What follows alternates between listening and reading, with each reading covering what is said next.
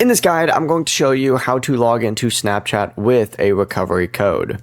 This is Aiden from JustBoz, and before we get into this guide, make sure to like the video and subscribe to the channel with all notifications on. It really does help with the channel, and it lets us know that you want more content like this, so we greatly appreciate it. If at any point throughout this guide you did have any questions, just ask them down in the comment section below, and we can help you out further. I'm going to be doing my best to reply to every single comment down there. First things first, you do need to open up Snapchat and you need to enter in your username or email and your password like normal. And if two-factor authentication is turned on, Snapchat's going to ask you for a verification code. On that screen, just go ahead and choose the option to use a recovery code, and you have to enter in your recovery code that you previously generated from your Snapchat two-factor authentication settings. This is going to be a code that you already have. If you don't have the code, then this will not work, but make sure you type the code exactly as shown when you created it. And once Snapchat does verify that recovery code, you should be logged into your account again. And recovery codes are meant for situations where you can't receive your normal SMS code or access to your authenticator app.